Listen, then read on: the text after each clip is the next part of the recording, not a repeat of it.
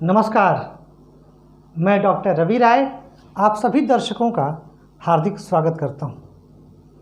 प्रिय दर्शकों, पूर्व के वीडियो में हमने चर्चा की थी सूर्य ग्रहण योग की, जिसमें हमने स्पेशली बात की थी सूर्य और राहु युति की। और उस वीडियो में मैं थोड़ी सी भूमिका भी दी थी कि आखिर सूर्य और चंद्रमा से ही ग्रहण योग क्यों बनता है और राहु को क्या दिक्कत है सूर्य और चंद्रमा से। तो उस क्रम में हमने जाना था कि राहु और केतु की उत्पत्ति भी कैसे हुई। आज जब सूर्य केतु के साथ होंगे तो क्या प्रभाव होगा, इस पर हम बात करेंगे। क्योंकि उस वीडियो में मैंने कहा था कि सूर्य और केतु जब एक साथ होते हैं तो यह तो स्वाभाविक सी बात है कि राहु आमने सामने होंगे, लेकिन फल में थोड़ा अंतर आता है। क्योंकि जहाँ राहु भोगवादी हैं, जहाँ राहु छल हैं, तो वहीं केतु आध्यात्म है। तो दोनों के फल में जब दोनों की युति होगी तो कुछ फलों में अंतर आता है। तो आज हम इस अंतर को समझने का प्रयास करते हैं। देखिए, अभी तक आप समझ चुके हैं कि राहु सिर है और केतु धड़ है, यानी राहु देख सकता है। तो जो देख सकता है उसे सब कुछ दिखाई दे रहा है, यानी वह माया है। राहु स्वार्थी है, राहु में लालच है, राहु में छल कपट है, तिगड़म है, और वह अपने कार्य को येन केन प्रकारेण सिद्ध करना चाहता है, चाहे किसी भी तरीके से। और इसके लिए उसको किसी को भी ठगना पड़े, किसी को भी छलना पड़े, उसे दिक्कत है नहीं। परंतु केतु के पास केतु देख नहीं सकता, तो केतु मन की आंखों से देखता है, इसलिए केतु जो है आध्यात्म है। लेकिन यहाँ एक दिक्कत तो यहाँ भी, आध्यात्म के तरफ भी जाना और अध्यात्म को पा लेना बड़ा मुश्किल है। और केतु प्रभावित व्यक्ति राहु से ज़्यादा बेचैन होते हैं, क्योंकि राहु तो फिर भी देख पा रहा होता है, केतु देख नहीं पा रहा होता है, यह मन की आंखों से देखता है। तो जब सूर्य और केतु का मिलन होता है जन्म कुंडली में, तो सूर्य कौन है?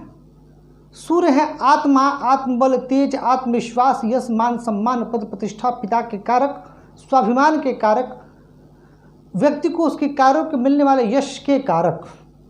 तो जब ऐसे सूर्य के साथ केतु आ जाते हैं, तब व्यक्ति का जो सोचने का तरीका होता है, जो उसका सोचने का ढंग होता है, नजरिया होता है, वह बदल जाता है।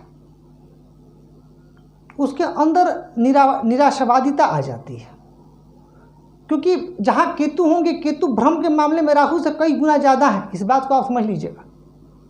तो ऐसे आत्मा पर यदि भ्रम का जाल हो जाए, एक व्यक्ति बहुत आत्मबली है, मान लेते हैं केतु को एक बार के लिए हटा देते हैं, सिर्फ यहाँ सूर्य हो, और एक व्यक्ति बहुत आत्मबली है, वह सब कुछ ठान कर लेना चाहता हो, और कहीं से कोई आता है और उसके दिमाग में यह भर देता है कि तुम तो इसके योग्य ही नहीं हो, जबकि वह पूर्ण रूप से सक्षम है, पूर्ण रूप से योग्य है उस काम करने का। तुम जा कहाँ रहे हो, तुम्हारी दिशा तो कुछ और है। तो जो व्यक्ति आईएएस की तैयारी कर रहा था और जो व्यक्ति आईएएस बन सकता था, वह कहाँ चला गया? ईश्वर की खोज में। तो यह कौन कराता है? यह केतु कराता है। यानी सूर्य और केतु जब साथ में होते हैं तो भटकाव देते हैं। जैसे मैंने सूर्य और राहु के साथ कहा था कि सूर्य और राहु की युति वर्ष में एक बार संभव है और यह 144 तरीकों से बन सकती है, ठीक वही बात मैं सूर्य और केतु के साथ भी कहूँगा। क्योंकि जब केतु मान लेते हैं कि सिंह राशि में ही स्थित है, एक एग्जाम्पल के लिए, तो सूर्य सिंह राशि पर कब आते हैं? साल में एक बार, और 1 महीने रहते हैं, तो 1 महीने सूर्य केतु के साथ रहेंगे। और ऐसे बहुत लोग होंगे जिनकी जन्म कुंडली में सूर्य केतु की युति होगी। तो क्या सबको एक जैसे फल मिलेंगे? नहीं। इसी लग्न में, सिंह लग्न में ही यह संभावना बनेगी कि यह 12 तरीकों से बन जाए हर भाव में। तो 12 लग्न है तो 12 × 12 144 तरीकों से सूर्य और केतु की युति बन सकती है, और सबका प्रभाव अलग अलग होगा। हर राशियों पर प्रभाव अलग अलग होगा। हाँ, यहाँ पर जो मैंने उदाहरण लिया है, अब अगर मैं ये बात करूँ, सिंह राशि में अगर सूर्य और केतु की युति बनेगी तो यहाँ सूर्य शक्तिशाली होंगे, और यहाँ पर व्यक्ति का आत्मबल अच्छा होगा और वह गूढ़ से गूढ़ विद्याओं को जानने में सक्षम होगा। यहाँ पर जब सूर्य केतु स्थित होंगे तो व्यक्ति को महाज्ञानी बना देंगे। ऐसा व्यक्ति रिसर्च के क्षेत्र में बहुत आगे अच्छा कर सकता है। हाँ, थोड़ा सा जो बेसिक स्वभाव है भ्रम का, कन्फ्यूज़न का, वह उसके अंदर बना रहेगा। देखिए, एक अंतर समझ लीजिएगा, जब सूर्य राहु के साथ होंगे तो व्यक्ति को आनंद कहाँ आएगा? व्यक्ति को आनंद आएगा सांसारिकता में, मोह माया की चकाचौंध में, अच्छी लाइफस्टाइल में, अच्छी और महंगी गाड़ियों में, आलीशान बंगलों में। वह व्यक्ति उन चीज़ों में अपने जीवन का लक्ष्य ढूंढेगा, उन चीज़ों में अपने जीवन का सुकून ढूंढेगा। लेकिन जब सूर्य केतु के साथ होंगे तो व्यक्ति अंतर्मुखी होगा, आध्यात्म प्रेमी होगा। अगर उसके पास बहुत कुछ है भी तो उसे दिखावा पसंद नहीं होगा। राहु दिखावा है, केतु दिखावा नहीं है। इस बीच के अंतर को आप समझिए। तो जब ये दोनों सूर्य कौन है? आत्मा है। तो जब राहु उस तरीके से आत्मा पर प्रभाव पड़ेगा तो व्यक्ति को दिखावा पसंद होगा, जबकि केतु का प्रभाव आत्मा पर पड़ेगा तो व्यक्ति अंतर्मुखी होगा और वो अपने अंदर झांकने की कोशिश करेगा। वह अपने ज्ञान को प्रदर्शित नहीं करेगा, वह बड़बोला नहीं होगा। तो दोनों में यह अंतर है। कौन सी राशि पे है, किस लग्न में है, इसका बहुत प्रभाव होगा। अब वहीं अगर तुला राशि में सूर्य केतु की युति हो जाए, तो अगर तुला राशि में सूर्य केतु की युति होती है तब यहाँ सूर्य नीच के होंगे, तो यहाँ केतु भी बहुत अच्छी स्थिति में नहीं होते, क्योंकि केतु क्या है? केतु आध्यात्म है और तुला राशि शुक्र की राशि है, और शुक्र क्या है? शुक्र भोग विलास का ग्रह है। तो फिर इस कंडीशन में यह जो युति है यह विध्वंसकारी होगी। ऐसा व्यक्ति अपने आत्मबल से बहुत कमज़ोर होगा, उसको अपने लक्ष्य का कुछ पता नहीं रहेगा, वह कई बार बेवकूफ़ बन जाया करेगा, कई बार लोग उसे बेवकूफ़ बना देंगे उसको। अगर सूर्य का नीचे तो भंग हो रहा है तो बात अलग है।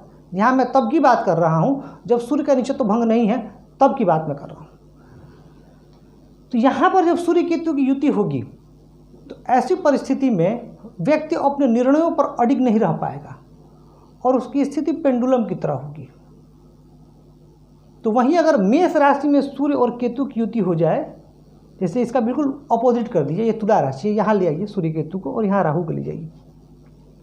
तो मेष राशि में सूर्य उच्च के होते हैं, तो मेष राशि मंगल की राशि है और केतु को कहा जाता है कुजवत केतु, यानी मंगल के समान केतु। तो वहाँ दोनों बली होंगे।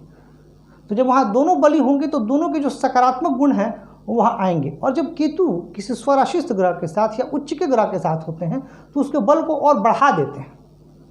यह भी केतु के साथ एक नियम है। तो यहाँ पर जो यह सूर्य केतु की युति होगी, यह जातक को जीवन में उपलब्धियाँ देने वाली हो जाएंगी और जातक अपने जीवन में आश्चर्यजनक उपलब्धियाँ प्राप्त कर सकता है। तो आपको यह देखना है कि कौन से भाव में युति हो रही है। अगर मैं आपको कहूँ कि प्राइम मिनिस्टर्स की कुंडली में सूर्य केतु की युति है तो आपको आश्चर्य हो सकता है, पर अभी हमारे जो वर्तमान प्रधानमंत्री माननीय श्री नरेंद्र मोदी जी हैं उन्हीं की जन्म कुंडली में है, वृश्चिक लग्न की जन्म कुंडली है और कन्या राशि में सूर्य हैं, बुध हैं और केतु हैं। और मैंने क्या कहा था? केतु जिस ग्रह के साथ होते हैं, जैसे उच्च के ग्रह के साथ हों, स्वराशि के ग्रह के साथ हो, तो उसके बल को बढ़ा देते हैं।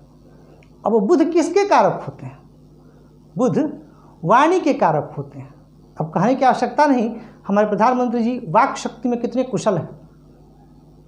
तो केतु ने उस बल को बढ़ाया, प्रत्यक्षम किम प्रमाणम। इसीलिए मैंने कहा था कि सूर्य राहु की युति और सूर्य केतु की युति दोनों में फर्क है। कोई अगर आपसे कहता है कि दोनों का प्रभाव एक जैसा होगा तो उसे कहिएगा कि नहीं।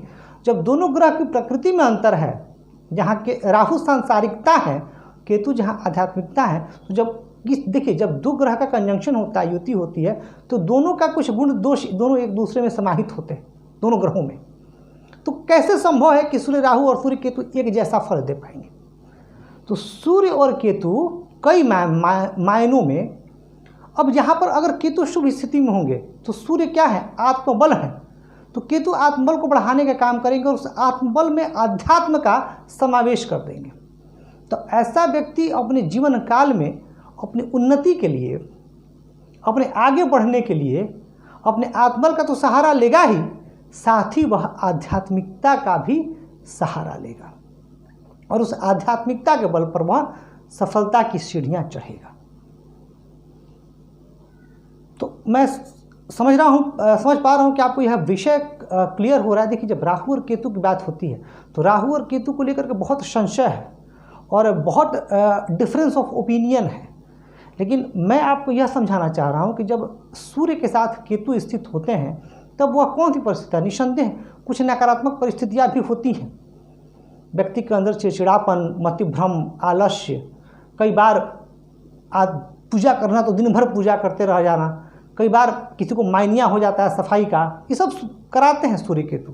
किसी एक चीज़ का माइनिया दे देंगे, हाथ धो रहा है तो हाथ धोते ही रह जा रहा है, मतलब कुछ ऐसी बातें कराते हैं। लेकिन फिर भी कहीं से भी अगर शुभ प्रभाव हुआ, जैसे सूर्य केतु हुए लाभ भाव में, जैसे मैंने अभी नरेंद्र मोदी जी की जन्म कुंडली का उदाहरण दिया, तो ऐसे बहुत सारी परिस्थितियां हैं जहां पर सूर्य केतु के साथ स्थित होकर के भी राजयोगकारक हो जाते हैं।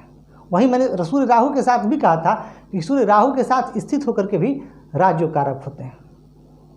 तो हमें समझना है, इस ग्रहण योग से डरना नहीं है, हमें इस ग्रहण योग को समझना है। अब अगर किसी के सूर्य और केतु की युति हो रही है तो उसे करना क्या चाहिए? तो आदित्य हृदय स्तोत्र का पाठ करना चाहिए। संडे से शुक्ल पक्ष के रविवार से प्रारंभ करके 3 बार और प्रतिदिन 3 बार। और गणेश जी के कोई भी मंत्र ले लीजिए, गणेश जी से संबंधित कोई पूजा कीजिए, वो आप केतु के लिए कीजिए। और भगवान श्री हरि विष्णु के ओम नमो भगवते वासुदेवाय मंत्र का आप जाप कीजिए। ये काम आप कीजिए, 1 साल आप करेंगे, आपको अपने अंदर बहुत सकारात्मकता दिखेगी और आप अपने जीवन में आगे बढ़ेंगे। तो प्रिय दर्शकों, ये विषय आपको कैसा लगा, यह कार्यक्रम आपको कैसा लगा, कमेंट करके बताइएगा जरूर। और यदि आपके मन में कोई सवाल है, कोई प्रश्न है, तो आप वीडियो के चैनल के किसी वीडियो पर कमेंट कर सकते हैं। अगर संभव हुआ तो हम उस पर वीडियो अवश्य बनाएंगे। तो आज आपसे इजाज़त लेता हूँ। धन्यवाद।